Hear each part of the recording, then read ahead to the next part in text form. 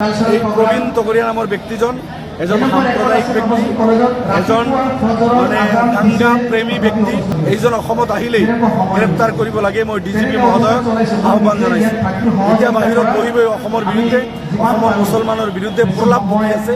গতিকে প্ৰবীণ তগৰিয়াক অসমত সোমাব দিব নালাগে। প্ৰবীণ তগৰিয়াৰ বাপেকৰ সম্পত্তি নহয় অসম অসমীয়াৰ হয়। আমাৰ পূৰ্বপুৰুষে ভাৰত স্বাধীন কৰাৰ ক্ষেত্ৰত তেজ দিছে, ছেক্ৰিফাইচ কৰিছে।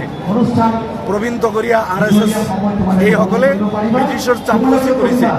প্ৰবীণ ভাই তগৰিয়া নামৰ এজন গুজৰাটৰ ব্যক্তি আছে, যিজনে আগত RSSত আছিল, RSS ওলাই দিছে। বিশ্ব হিন্দু পৰিষদত আছিল, বিশ্ব হিন্দু পৰিষদ ওলাই দিছে। এতিয়া নিজে এটা সংগঠন কৰিছে আৰু সংগঠন কৰি গোটেই ভাৰতত ফুৰি থাকে।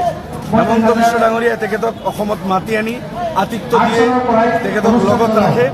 এই প্ৰবীণ তগৰিয়া নামৰ ব্যক্তিজন এজন সাম্প্ৰদায়িক ব্যক্তি, এজন দাঙ্গা প্ৰেমী ব্যক্তি। এইজন অসমত আহিলেই গ্ৰেপ্তাৰ কৰিব লাগে মই ডিজিপি মহোদয়ক আহ্বান জনাইছোঁ। প্ৰবীণ তগৰিয়া কিছুদিন আগত অসমত আহি বিগবাদ বিয়পাই গৈছে।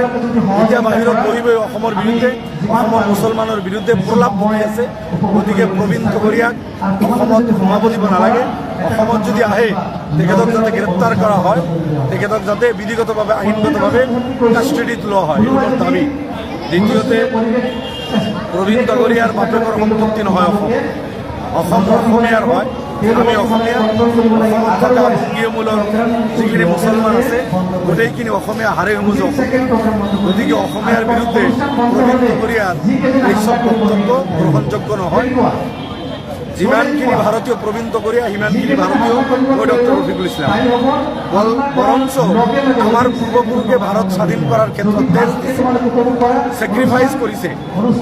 প্ৰবীণ তগৰিয়া RSS এইসকলে ব্ৰিটিছৰ চাপলুচি কৰিছে, ব্ৰিটিছৰ লগ দিছে, ভাৰত স্বাধীনতা সংগ্ৰামৰ বিৰোধিতা কৰিছে। এইজন তগৰিয়া অসমত আহি আমাৰ বিৰুদ্ধে এই বিষাক্ত বিগবিলাক, যিবিলাক আপোনাৰ বিষাক্ত বাতাবৰণ সৃষ্টি কৰাৰ চেষ্টা কৰিছে, এইজন অসমত আহিলে গ্ৰেপ্তাৰ কৰিব লাগে বুলি কয়। প্ৰবীণ ভাই তগৰিয়া নামৰ এজন গুজৰাটৰ ব্যক্তি আছে, যিজনে আগত RSSত আছিল, RSS ওলাই দিছে। বিশ্ব হিন্দু পৰিষদত আছিল, বিশ্ব হিন্দু পৰিষদ ওলাই দিছে। এতিয়া নিজে এটা সংগঠন কৰিছে আৰু সংগঠন কৰি গোটেই ভাৰতত ফুৰি থাকে। হেমন্ত বিশ্ব ডাঙৰীয়াই তেখেতক অসমত মাতি আনি আতিথ্য দিয়ে তেখেতক লগত ৰাখে। এই প্ৰবীণ তগৰিয়া নামৰ ব্যক্তিজন এজন সাম্প্ৰদায়িক ব্যক্তি, এজন দাঙ্গা প্ৰেমী ব্যক্তি। এইজন অসমত আহিলেই গ্ৰেপ্তাৰ কৰিব লাগে মই ডিজিপি মহোদয়ক আহ্বান জনাইছোঁ। প্ৰবীণ তগৰিয়া কিছুদিন আগত অসমত আহি বিগবাদ বিয়পাই গৈছে। এতিয়া বাহিৰত বহিবই অসমৰ বিৰুদ্ধে, অসমৰ মুছলমানৰ বিৰুদ্ধে প্ৰলাপ বকি আছে। গতিকে প্ৰবীণ তগৰিয়াক অসমত সোমাব দিব নালাগে। অসমত যদি আহে তেখেতক যাতে গ্ৰেপ্তাৰ কৰা হয়, তেখেতক যাতে বিধিগতভাৱে আইনগতভাৱে কাষ্টডিত লোৱা হয়, এইবোৰ দাবী। দ্বিতীয়তে, প্ৰবীণ তগৰিয়াৰ বাপেকৰ সম্পত্তি নহয় অসম অসমীয়াৰ হয়। আমি অসমীয়া, অসমত থকা বংগীয়মূলৰ যিখিনি মুছলমান আছে গোটেইখিনি অসমীয়া হাৰে হুমুজ অসম।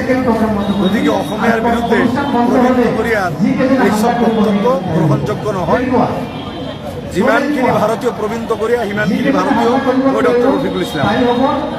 বৰঞ্চ আমাৰ পূৰ্বপুৰুষে ভাৰত স্বাধীন কৰাৰ ক্ষেত্ৰত তেজ দিছে, ছেক্ৰিফাইচ কৰিছে। প্ৰবীণ তগৰিয়া RSS এইসকলে ব্ৰিটিছৰ চাপলুচি কৰিছে, ব্ৰিটিছৰ লগ দিছে, ভাৰত স্বাধীনতা সংগ্ৰামৰ বিৰোধিতা কৰিছে।